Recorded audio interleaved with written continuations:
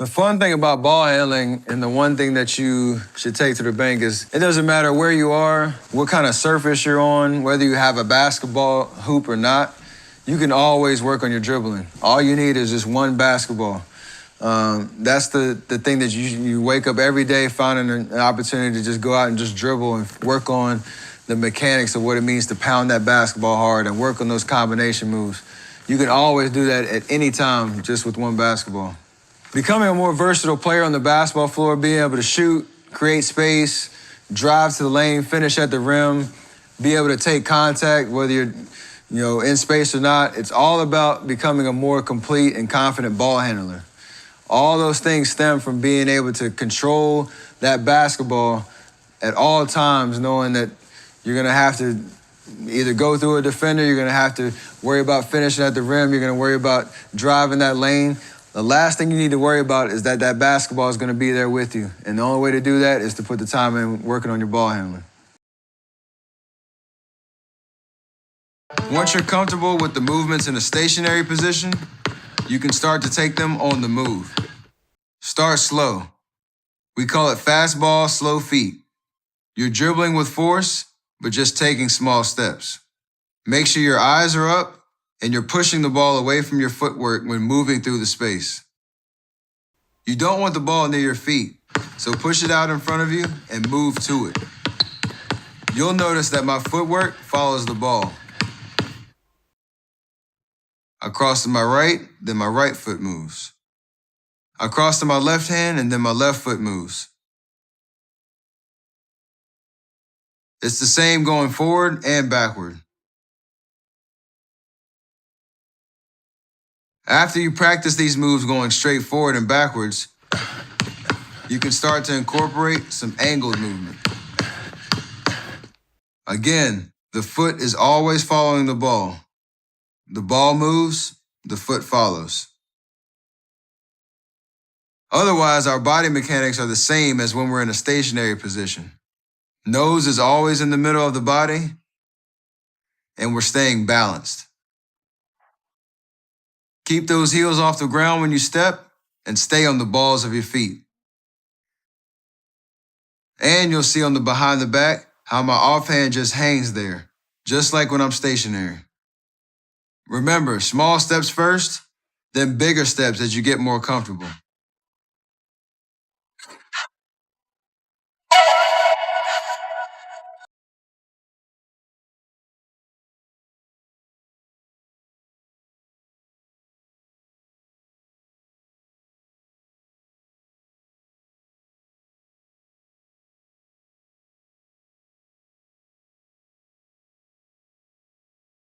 In order to be great, for me, the way that I assess, how the day went was if I can say honestly that I put everything I had into that workout, that I left the gym a better player, a better person than when I walked in the gym, then that's a success. And if you put multiple, of those days together in a row, you'll look back and be on the right path that you want to be. My college coach used to say, we're about building the penny jar one penny at a time, and you can only put a penny in the jar if you can honestly look yourself in the mirror and say that you're a better basketball player after you leave the gym than when you walked in.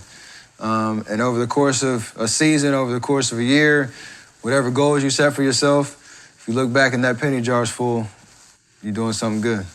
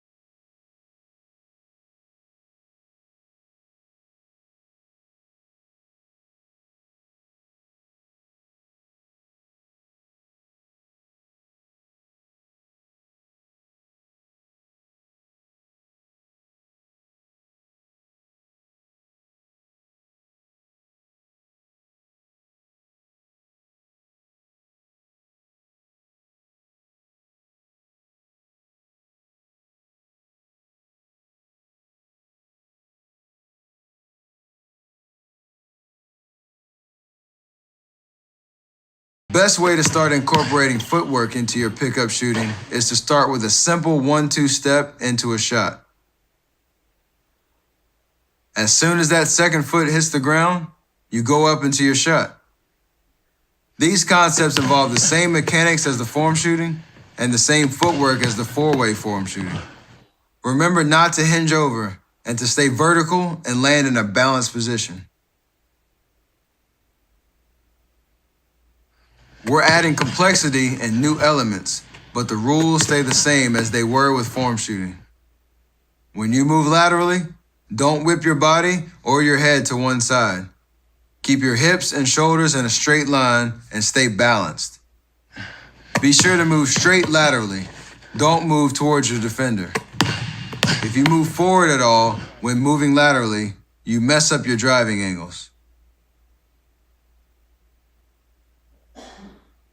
Give the ball a hard dribble, but don't speed up. Perform the move hard, but don't try to go faster just because you're moving laterally.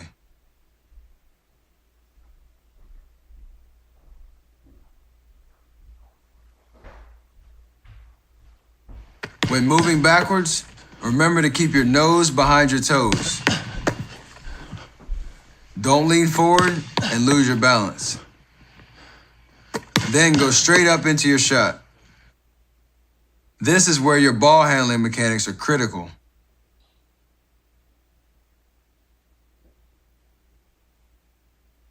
If you can't handle the ball confidently and with good form, you're not going to know where the ball is when you move, so you won't be able to keep your eyes locked in on the basket.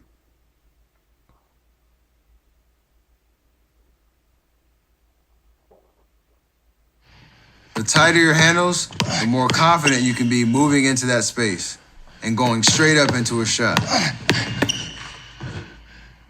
Here, we're just starting to combine all of our mechanics from the class so far. Stay centered. Push that ball out in front of you.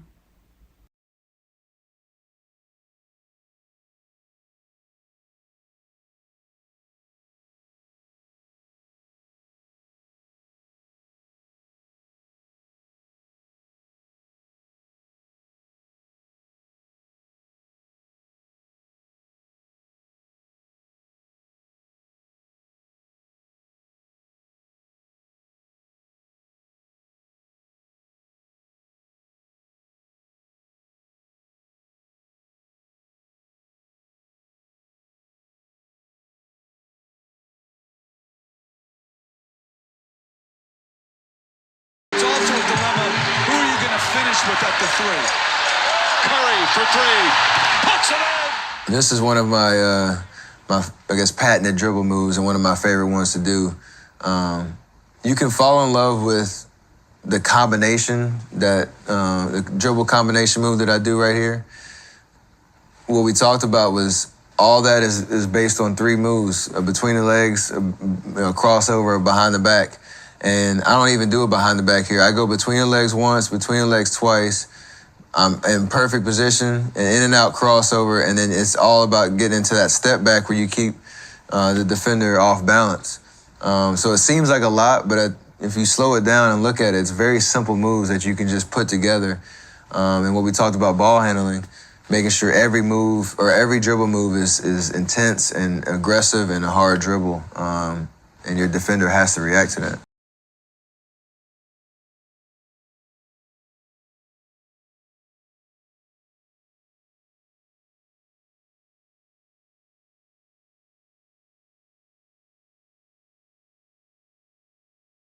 So on this one, it's a simple, 1-2 gather step into a jump shot.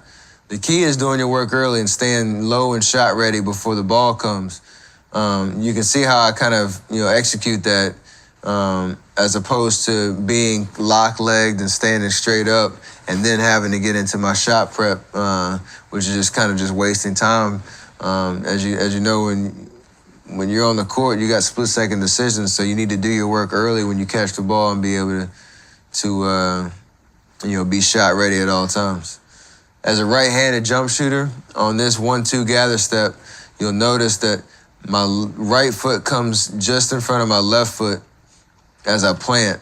One of the things that I work on individually, and that's something I need to focus on, when I'm in the gym shooting, is not over rotating my right foot where it changes my target line to the left side of the rim because I over rotate. That's one of my bad habits that I have when my shot gets a little crazy. And something I really need to focus on is stopping my right foot short and squaring it up a little bit more to the basket. And so when I watch this film, I can see my right foot's almost over rotating on this shot.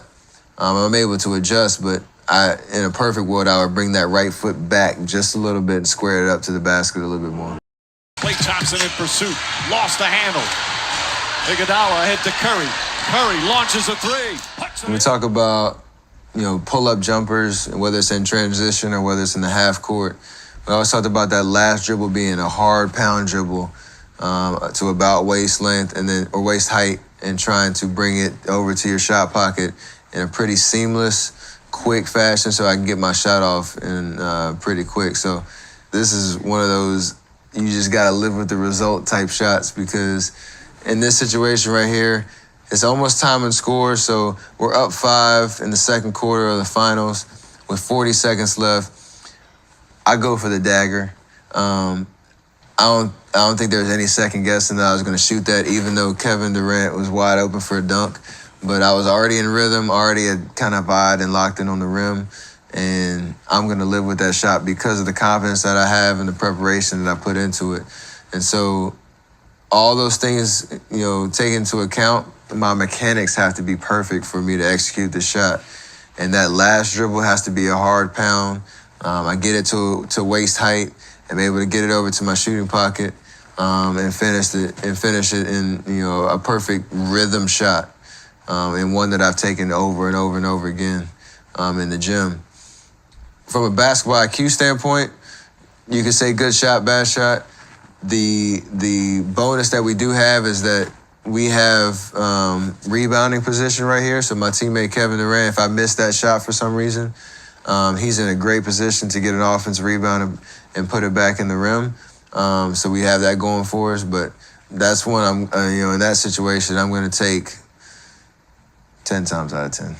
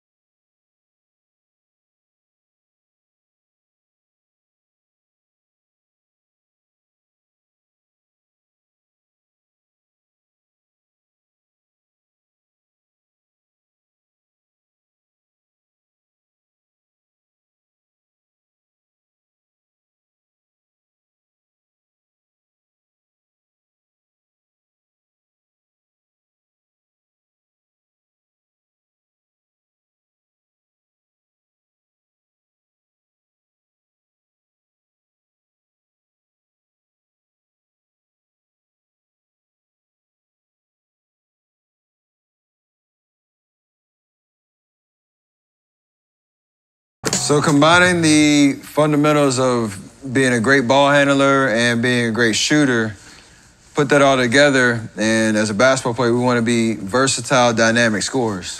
We want to be able to do it in a lot of different ways, be able to read our defender and know what moves to call on, what footwork to call on. And we want to always be the aggressor and be the one in control of the situation when it comes to the dance between the scorer and the defender.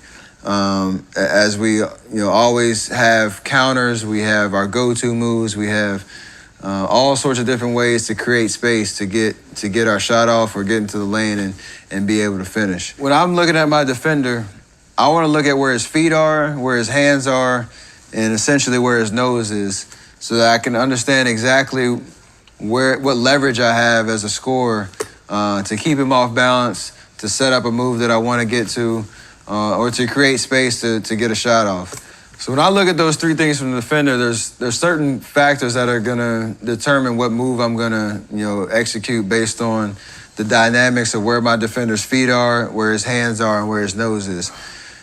Based on where his feet are, that kind of gives me a kind of directional cue of which side I want to attack. Based on if he has his lead foot, is his right foot high or his left foot high, I know I can attack right and keep him off balance and really create that space that I want to in either direction based on his feet. Where his hands are allows me to understand where my ball is going to move. If I'm doing a jab step or doing a rip through move from side to side, I'm looking at his hands to understand if I need to go high with the ball, to go through my chest with the ball, or to rip low with the ball and keep it away from his hands. And they're trying to get that contact on the basketball and steal it away from me. And when I'm looking at his nose, if you do this at home, it's hard to move your body and shift your weight without moving your nose. So if I see his nose moving, shifting to the right or to the left, I know I have him leaning in a certain direction, and I can go opposite. I can counter, I can do whatever I want, knowing that it's hard for him to change directions as fast as I'm going to do it, knowing he's shifting side to side.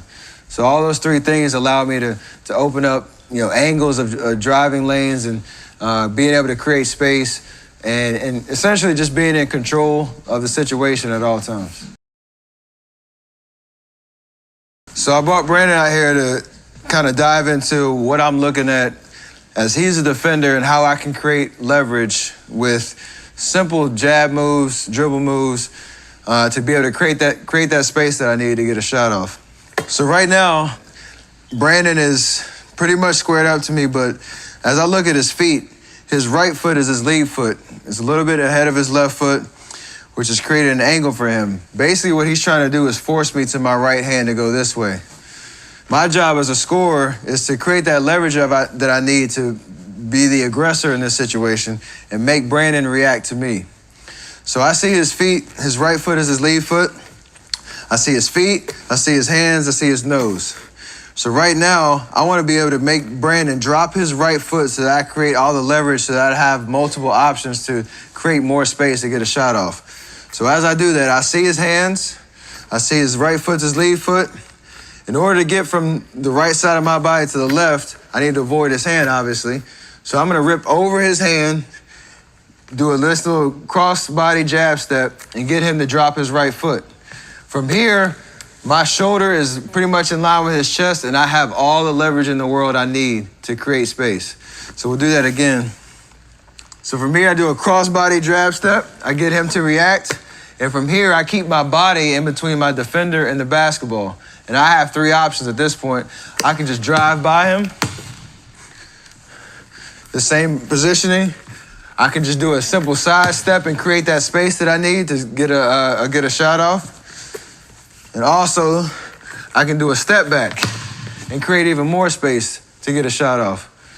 All that happens is because the first domino falls after I make Brandon react to a simple jab step. That's the first one. In this situation, as Brandon has his right foot as his lead foot, I want to make him react and make him drop that right foot so that I can create space to get a shot off. The one thing I need to pay attention to is where his hands are. For me, that gives me three different options based on where his hands are to move the ball from my right side of my body across the body over here to get into that right scoring position. If his hands are high, it's an easy rip through across my chest at about waist level. I'm keeping the ball protected. It's a violent jab across my body, and I'm ready to get into the scoring position. His hands move down to the center. They're about hip height on my body right here. I see that before I want to make the move. I have two options in this. I can go over his arm, protecting the basketball, or I can rip the ball low and protect the ball away from his hands. Lastly, if his hands are low for some reason, he wouldn't do that if he was guarding me. But if his hands are low, I can just basically take it over, get into this position, and be able to create the space that I need, and the ball is protected at all times.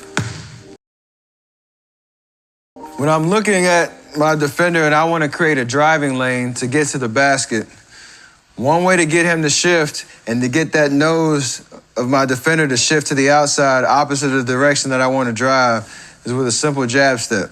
And once I see his body react the way that I want to, I create the lane that I need to get to where I want to go. So a simple jab step here, I keep the ball close to the chest, being able to protect it away from my defender's hands. It's a simple jab step, opposite of the direction that I want to go. I see his nose has moved from the center position outside of his body, so I have him right where I want him. He's leaning to the right. I'm in control of this situation. I do a simple cross my body pivot, protecting the basketball away from my defender with my body in between, lowering my shoulder to stay in a very athletic, strong position, and create that driving lane that I need to get to the basket. Another situation you might be in when a defender tries to crowd your space and take away your angles of attack by closing in that space as a defender, you got to create that space on your own. You got to really be the aggressor and go right back at your defender. So the best way to do that, as you see, Brandon is pretty close to me right here. This might intimidate some basketball players to be afraid to dribble the ball, not really have any options to pass. Obviously, you can't really shoot from this position. So in order to create that space and get Brandon to back off a little bit, I'll do a center jab right into his body, protecting the ball at all times. So I can rip through, jab right into the center of his body. He has to respond to that. He has to respect that. I come back to a square position, and you see how much space I've already created by just doing that simple move. From here, I'm in control. Obviously, if I want to come back, if I want a center jab right into shot-ready position, I'm here. I've created enough space. I can shoot. I can get here and do a jab, get him to lean, get him to drop, and have an angle of attack to drive down the left side. From here, I can even do a simple center jab to create that space I need into a step back.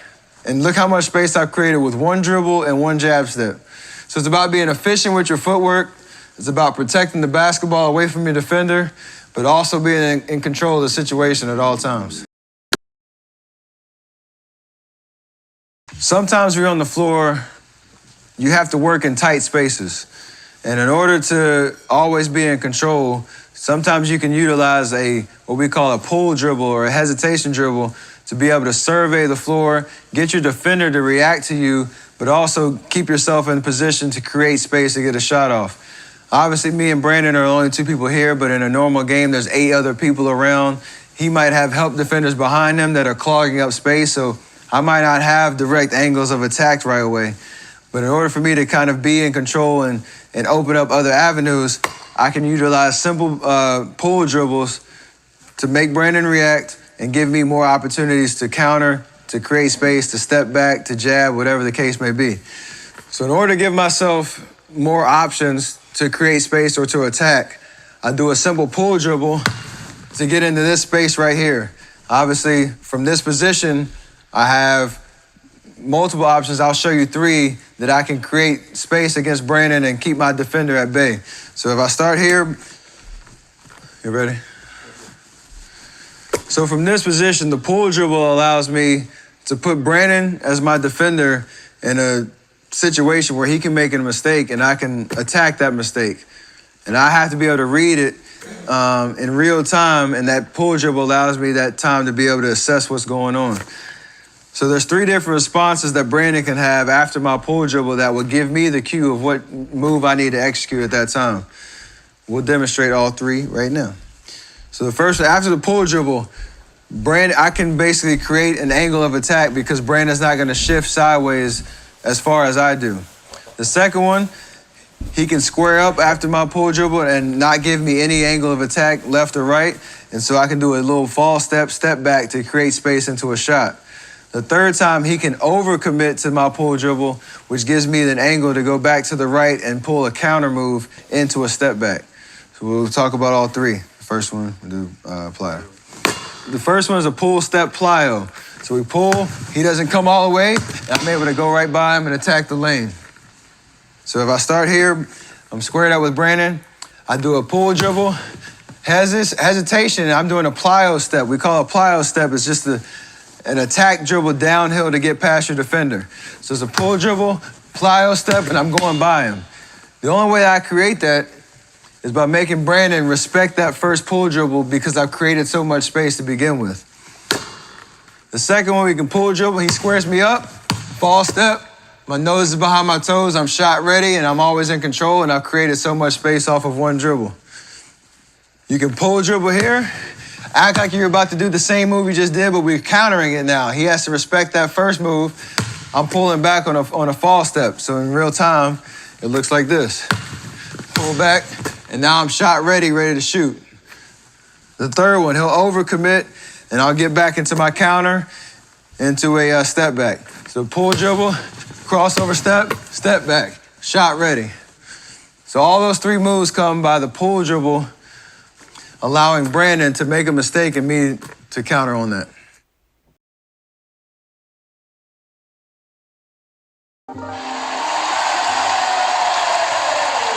Durant picks up Curry. Curry crossover, steps back, puts it up, puts it up. So in basketball, no possession is choreographed. There's no kind of set formula of how things are going to happen. And for me, you can't really predetermine the moves that you're gonna do in each possession because the best way to attack a defense is to take what they're giving you, making sure that you have options and counters and things like that. But taking what the defense gives you on top of the preparation and information going into those type of games on what you're trying to get out of them, each possession. So this one we talked about with Brandon. I have my workout partner out there, and we talked about how what you look at when it comes to your defender's body positioning.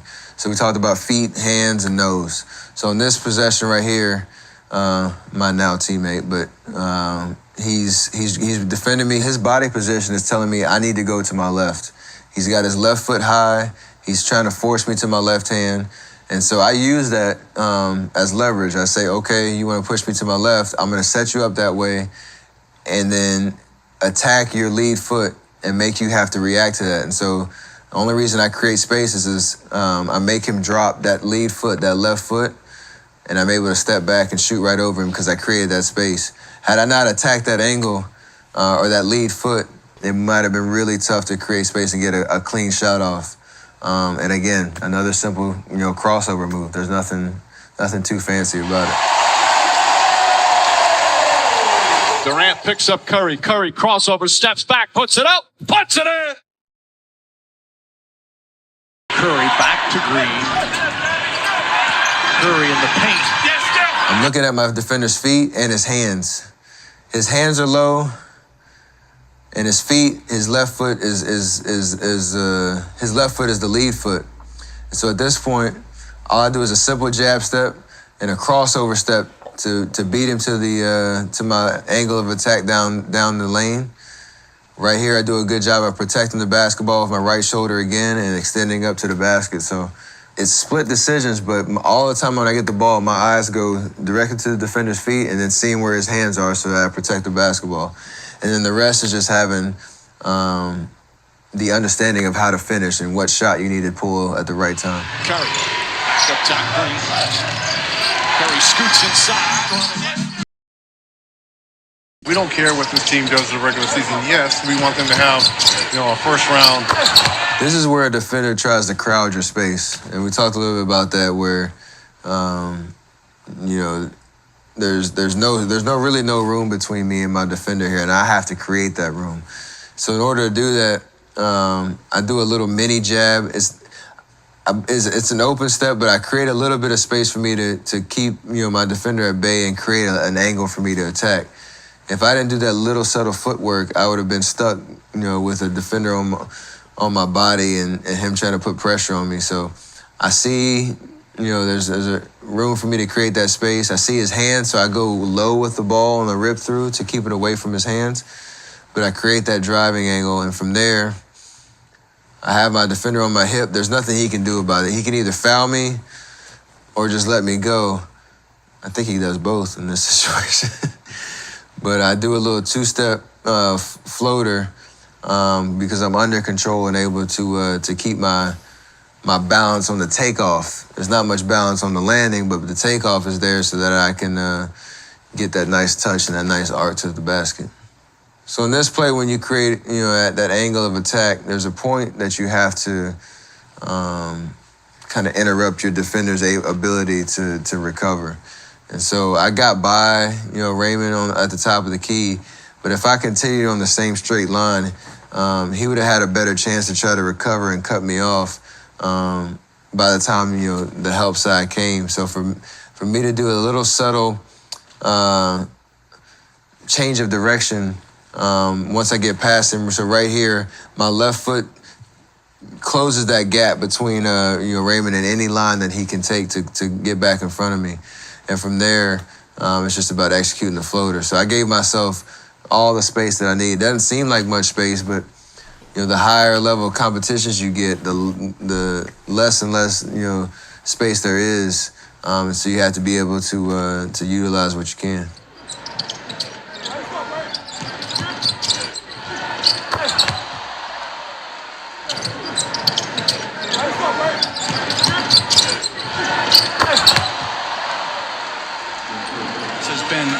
Smart, bounce pass, Mickey on the baseline, gets stuffed.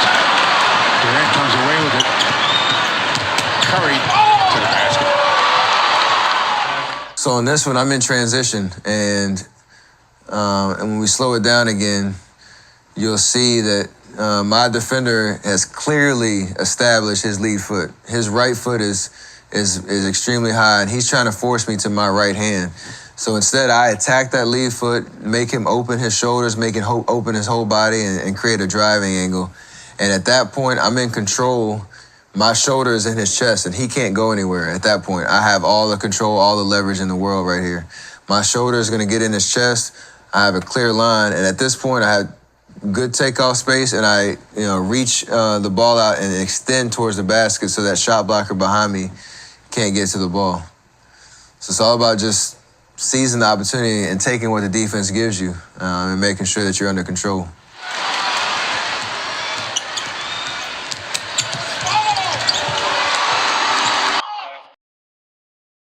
Basketball IQ is being able to see things before they happen, being able to kind of see 3 steps ahead, having the ability to adjust on the fly and understand not just how you move on the court, but how all 9 other guys, or how all 10 guys, including you, kind of interact and flow.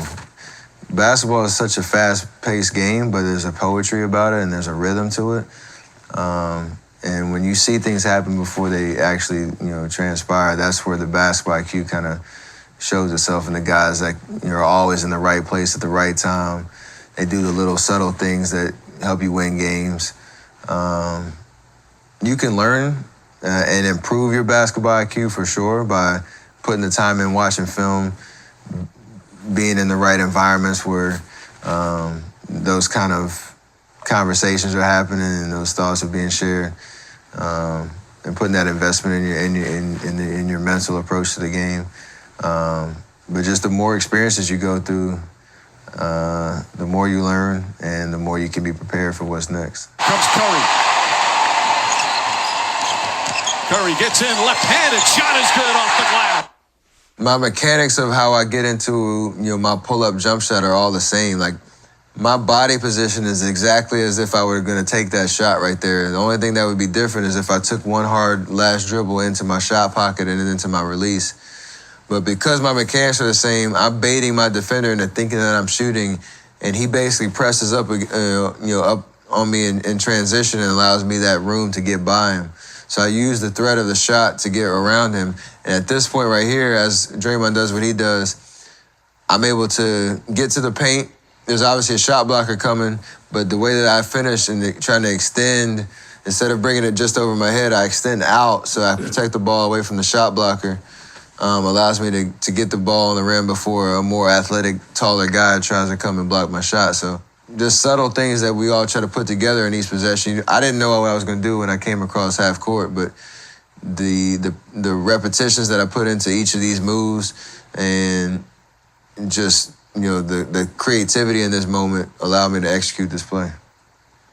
Obviously, basketball is a team game, and so the only way that I get a clear lane to the basket is because of a very subtle thing that my teammate Draymond Green does right here. He basically creates traffic for me to get to the paint unobstructed, and basically takes his own man out of the play. So if you watch him the entire time, he's obviously hustling down the court. He doesn't know where I'm going yet. He could have set a screen there or not, but the chemistry, and the timing wasn't right. But on this situation right here, he does a subtle thing of just setting a little brush screen on his man so that his man is off balance and can't try to block my shot. Because that's what he does, and that's what he's down there to do, is down there to protect the rim. But he can't do that because Draymond saw what was happening and put his body on the line and sacrificed, that little bump on Tristan Thompson to let me get to the rim. Comes Curry. Curry gets in, left-handed shot. I check the game clock pretty much every possession. You obviously look at the shot clock on each possession to understand how much time you have and whether you got to press the issue or not. But as the game goes on and you understand if you're up 10, down 10, up 2, down 2, whatever the case may be, the game clock really determines the pace that you need to play at to really get the momentum where you want it to be. And for us, we play pretty fast, so sometimes it doesn't matter, but there are times where you got to slow it down and play the time game so that you can maintain the pace that you want going into the crunch time of game situations. So there's a principle when it comes to basketball IQ that we call the 2-for-1 situation. So in that situation, there's 40 seconds left in the second quarter, and we want to get the last shot. So if I get a quick shot off right now and the shot clock resets, Cleveland's going to have a possession right now with a 14-second differential shot clock to game clock.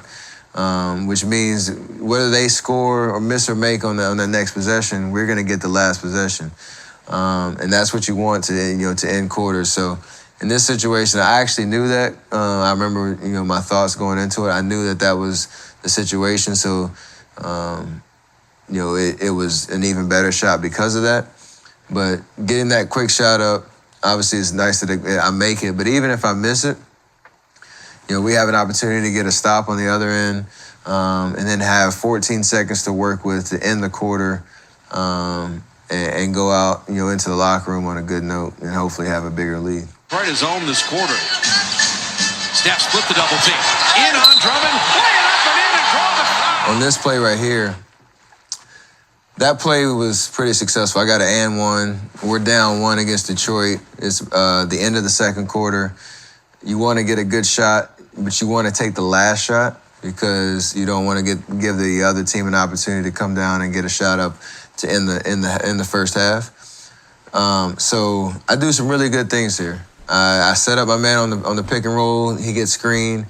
I beat the help side defender with a little push through dribble, and I protect the ball and get fouled and still make the shot. So all that was a success. And if I was working out and working on that move, I would do that move exactly like that every single time. But when you look at it from a basketball IQ standpoint, as you'll notice, the time on the clock when the ball goes to the basket, so the ball goes through, they call foul. So it's 4.8 seconds left on the clock before the half's over. In a perfect world, I would have waited about 3 more seconds to make that move and then take the shot so the other team didn't have a chance to get a shot off. Like I said, basketball isn't a perfect sport, but it's something I can learn and maybe be just a little bit more patient before I start that possession and make sure we end the half on a good note.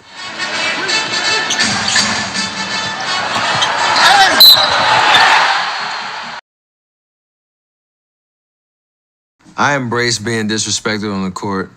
For me, it might come from a different angle, but it's almost, I feel like they think I'm a threat, and so I feel like I got a nice little upper hand on them if I can really capture that moment and not lose confidence in myself. That might not be the case for everybody, but knowing that those kind of battle scars are going to make you tougher, it'll expose your character for sure and how you deal with those moments. But embracing that challenge is the fun part, because when people think they can intimidate you or they can try to put you in your place or whatnot, you should be ready for that. There's a borderline between confident and cockiness that is a very fine line that you should walk. You have to be ultra confident in yourself, but when you cross over into that cockiness type of mentality, that's where you lose your preparation and you start to sacrifice the integrity of how you play the game. Our coach always calls it appropriate fear that you should have for your opponent. So even if you know you have them where you want them, your process has to be the same and your approach to the game has to be the same, or else we call it the basketball gods will come and get you. So that can never change, based on if you feel like you're better, equal to, or inferior to your opponent. The art of the ball screen is something that every guard, every big should be able to master, because it's implemented across all different types of concepts and schemes and teams. And being able to know the ins and outs of what to look for, the details and setting up the screener, the details and becoming a threat to score, becoming a threat to pass, all those things need to be mastered in order to be an effective scorer and an effective offensive player. So the first point that I need to kind of control in this pick and roll situation is the timing of the screen and where the screen is set. So for me as the ball handler, I'm in control of that communication, whether it's verbal or nonverbal, to make sure that my screener, which is Brandon right now, is in the right space for me to really come off that pick and roll in a scoring position and allow the dominoes to fall in this pick and roll situation. So I'm always in control of the situation, and for me, if it's loud in the arena, if there's a lot of things going on, you can use simple hand gestures to be able to just point, obviously protecting the basketball, but you can point to where you want your screen to be. I want Brandon here, I want him here. He's got to, as the good teammates and good chemistry, he's got to move to where he needs to be in order for this screen to be set. Secondly is the timing of setting your man up. So there's an imaginary guy defending me right here. We call this the level of the screen. So I don't want to be way too high where Brandon can't really get a good angle to set a screen on my defender. And I don't want to be too low down here where I'm going away from the basket and taking myself out of scoring position if I'm below the screen. I want to be just at the level of the screen so that when I'm coming off, Brandon's set, ready to set the screen, I give my defender three options, and I have the leverage in all three decisions that he makes. First one is he's going to run right into the screen, and that gives me the advantage to come off, be in shooting position, whether I do a one dribble pull up here, even be able to set my man up for a pass on a pick and roll. The second option would be to chase me off of the screen. So he's going to try to avoid the screen and go over the top of it, which gives me the angle to be able to go tight to my screener's shoulder, be close to his body, and have all this leverage to go downhill and be in a scoring position this way. The last option he has, when I come off of the screen, is to try what we call shoot the gap. So he's gonna leave my contact off my body and try to meet me on the other side by avoiding the Brandon screen and going underneath, which gives me the opportunity to stand behind the screen, get a shot up here because I created that much space, or I can turn the corner and go back to where I started because my man's on the other side. All that happens is because I started at the level of the screen. So an important key to creating that leverage off the pick and roll is for me as the ball handler to go as tight to my screener as possible so there's no room in between me and the screener for my defender to get through. I want to make sure that Brandon has the best chance he can to set a solid screen on my defender. So there's two kind of keys that you can focus on to making this happen. I want to take my shoulder and go as close to my teammate's hip as possible. We call that low man wins in this situation because the lower I get, the less chance I get for my opponent, or my defender, I should say, to meet me or to beat me to the other side of the screen. So I take my shoulder and put it on my teammate's hip. Second kind of clever thing that we do, it happens a lot on the NBA scene, but you can do it at any level, really.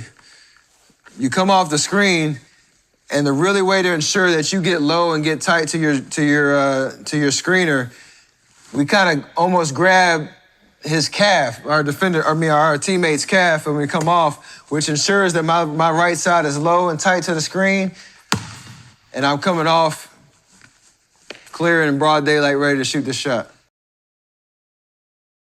Sometimes when a defender sees that the pick and roll is coming, he doesn't want to get hit with that screen. So he's going to jump on the high side and try to force me away from my screener down towards the baseline, which is fine by me if I see that coming, because what we call that is we call that rejecting the screen. So as Brandon's ready to set the screen, he's set up in a good position. I'm at the level of the screen. I take a couple dribbles towards the screener, and my defender tries to force me back this way, so he jumps in between me and Brandon. That's fine. I have so many different dribble moves to reject the screen, go the opposite way, leave him in my dust, and get into this scoring position here away from the screen.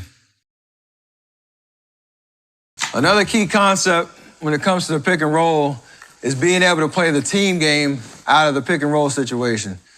So there's obviously a chemistry between me and Brandon as the screener and the guy that's coming off the screen and our two defenders that are guarding us. The evolution of this play is for me as the ball handler to not only be a scoring threat, but to be able to survey what's going on behind the screen so that I can make the right play and the right read and the right decision.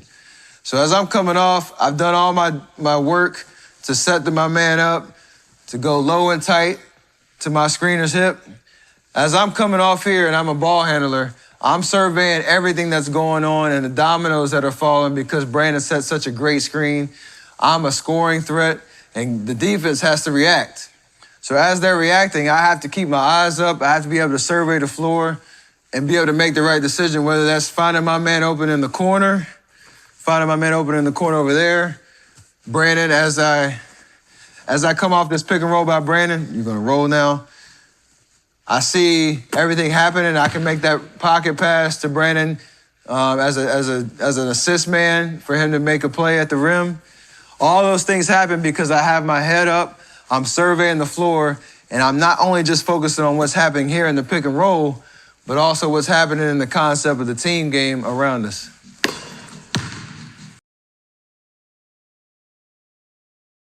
So right now I have the luxury of having a teammate or a friend or somebody that can help me work on the pick and roll situation. But sometimes you might be in the gym by yourself, but you still want to work on this pick and roll concept and work on your skills and how you kind of survey the situation. So instead of having Brandon here, let's imagine Brandon's just a lonely old chair. He's a chair now, all right? So I'm coming off of this screen. The chair is about the width of a person in general, so it's kind of a good placeholder. So Brandon's the chair. I'm coming off the chair. Obviously, the chair is not going to grow legs and roll to the basket, but I can work on different finishes after coming off that pick and roll. So just like we did with form shooting, most of the time I start with finishes at the rim, back it up to floaters, and then back it up to coming off and shooting jumpers. So first off, I can come off the screen here. I come off the chair low and tight. I'm attacking downhill, my head's up. I still surveyed the floor, but the right read was to get to the basket and finish with the layup. Second option, I set my man up, level of the screen, low and tight around my screener's hip. I get into the lane, and I get a little floater going. One way to execute this pick and roll as a scorer is to be able to finish at the rim after creating enough space off the screen to open up that whole driving lane. So to demonstrate that, I'm setting my man up, I'm at the level of the screen, I'm coming off, I stay low and tight around the screener's hip. After my man gets hit with the screen, this whole lane has opened up and I have a direct line drive to the basket. One key is there's obviously other guys on the floor. You don't want to come too far out past the screen where you clog all your driving lanes with extra help and extra bodies and all these other people on the floor. You want to be efficient with your movement and with your space. So as I come off the pick and roll and I've created that little bit of driving angle that I need and my defender's been hit with the screen, I want to stay real tight between the elbow and the nail, a direct line drive to the basket. I'm protecting the ball on my right side. I don't want to get too far underneath the basket where I basically trap myself underneath the basket and bring help side into the equation. I want to be efficient with my takeoff and be able to protect the ball, extending it out towards the rim, not opening my shoulder up so I can deal with contact in case I get hit in the air. I can take a contact on my shoulder much better than I can with my chest and still be able to finish. So if I keep my shoulders closed, extend the ball out, protect it from shot blockers behind me, the shot blockers coming from the weak side, and really get it out there extended, finish it high and soft off the backboard. I've used the pick and roll to create a driving lane. So when you're watching film, what we talked about, a lot of it has to do with like that first point of contact with the defense and how a play unfolded. You can assess that all day, every day. Where your imagination, creativity can come when you're watching film is, going beyond, that initial point of contact with looking at where the help defense is, asking yourself, had the defense reacted another way, maybe cut off this driving angle or took that pass away or, try to take away my right hand or, asking those kind of questions. What would my option have been in those situations? And so you can kind of play that game while you're watching film to dive a little bit deeper into the certain possessions and the situations you may find yourself in during a game. So, honestly, you could watch film all day and learn something new.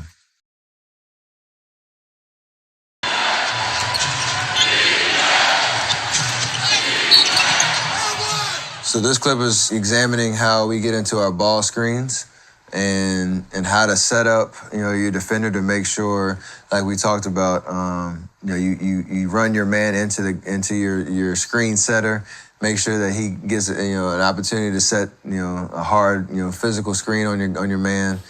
And on this one, I do a pretty simple dribble move. Right at the point after I come off the screen. It's a simple pull dribble that we talked about with a plyo step to get downhill. So basically he doesn't adjust very well to stay in front of me and I get him off balance and I'm able to have a straight line drive right down the lane. And at that point, it's just about finishing. So the part right before I get into the paint to be able to make that jump or make that layup, I use my shoulder to keep the defender at bay and be able to absorb that contact and protect the basketball. And obviously you gotta be able to finish with your left hand as well as you finish with your right, and that's what I was able to do on this possession. He's not able to block it because I keep my shoulder in between, him and the ball, and I get an opportunity to get the shot on the rim. And thankfully it goes in.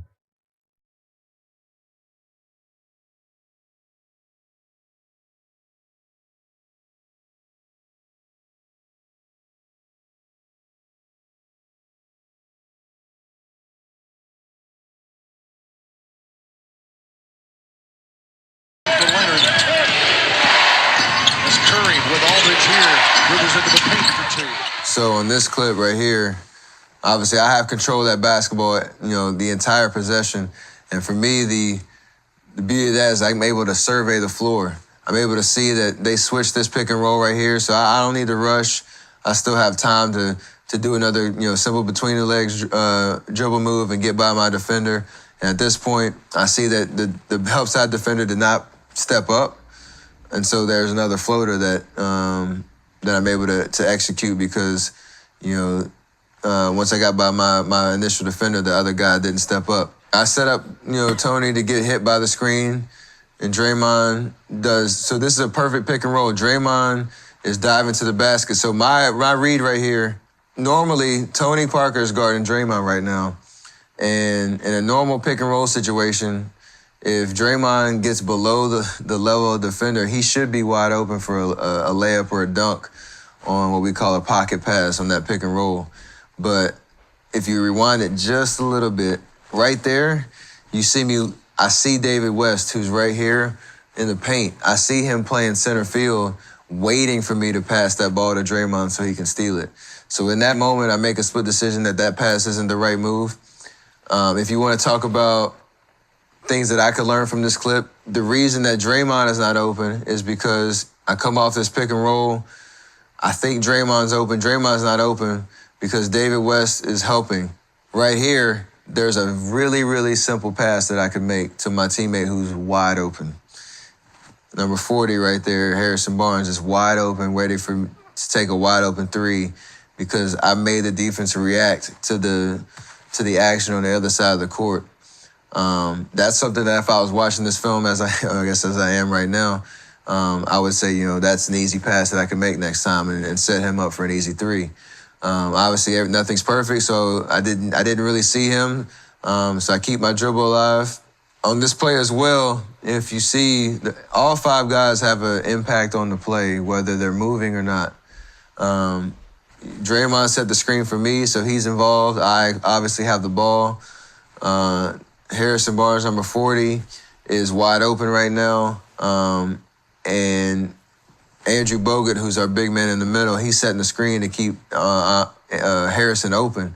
The reason that Harrison is open is because Klay Thompson, who's in the corner right there, is one of the top shooting threats in our league.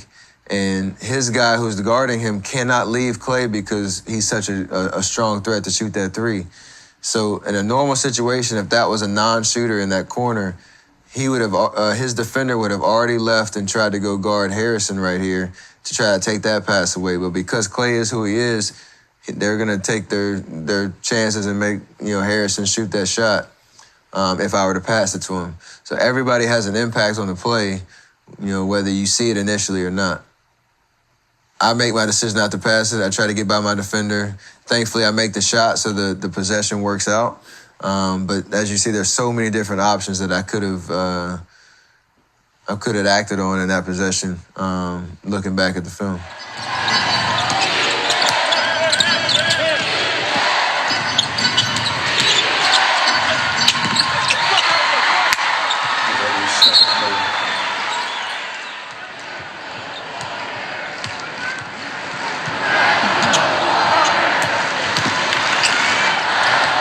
I have two options on this possession. I have both of my bigs coming up to set up, we would call it a V screen. So I can go either direction. So Draymond on the right and JaVale on the left, they're both ready to set a screen for me. I make the decision to go to my left because I see that the guy guarding my screener on the left side, he's so far down the court that I'm going to have a lot more space to come off of that screen as long as I set my man up to get hit by the screen, which happens right there.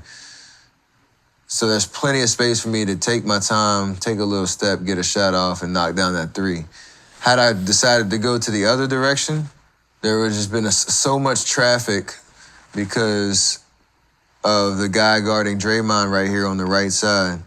He's right there at the level of the screen, and so you're playing the matchup game in this situation where the guy guarding JaVale, he's bigger, he's probably a little bit slower footed, and I'd have much more of an advantage coming off of that side, and that's why I decided to go that way. JaVale sets an amazing screen. I try to set him up the best I can to get hit by that screen, and good things happen. Before that game, I probably watched film on the Detroit Pistons and saw their personnel and who I might, go up against in the pick and roll situations, and who I probably have the best chance of going at in that matchup. And so I knew that going into this, that when that big guy, Boban, came on the court, that if I could get him in a pick and roll situation, that I'd probably have a lot of success. And so it's not just by, just coincidence that I decided to go to the left on this possession. There was preparation in that. There's a game plan going into that game that I knew if I was in that situation, that's what I try to do. And that opportunity kind of presented itself, and I remembered, the thought process and then tried to execute it.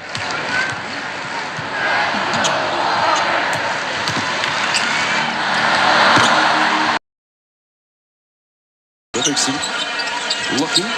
Curry back in. Thomas pursuing him. Curry steps back.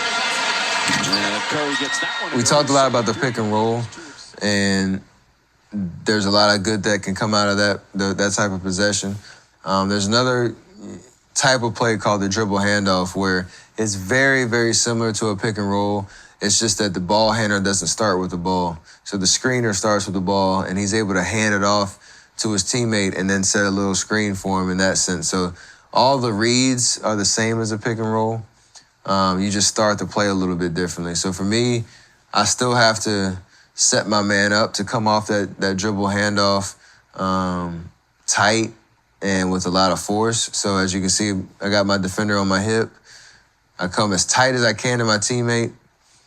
There's not a great screen there, but it's enough to allow me to get my shoulder on my defender and be able to create that space just like I did on Brandon in our workout. That's exactly how I get this shot off in this possession, with a little pump fake just because I wasn't quite sure if I should shoot it or not. But still was under control, was balanced. I have my feet underneath me, and I'm able to stay, under control. So when you're executing a pump fake, you obviously want to mimic a shot and make it as real as possible to make your defender have to react to it. And then it's all about timing at that point. It's a game of who can reach the apex of their jump, basically at the right time. And so as I see Isaiah starting to come down off his jump, I'm on my way up, and there's no way he can recover at that point to alter my shot. And at that point, it's almost like I don't see anybody in front of me. It's just me and the rim, and you have to make the shot.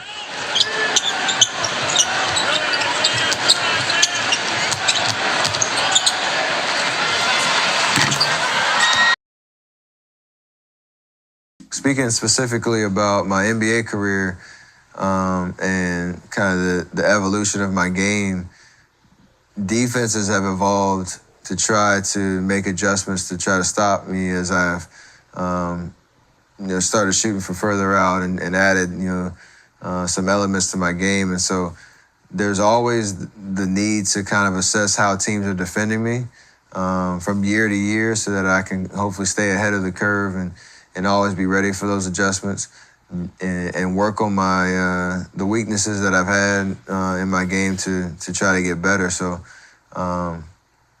you have to be aware of not just what things that you can control, but what adjustments really the league is making to try to slow you down. And so that process is fun because every year you want to add something different.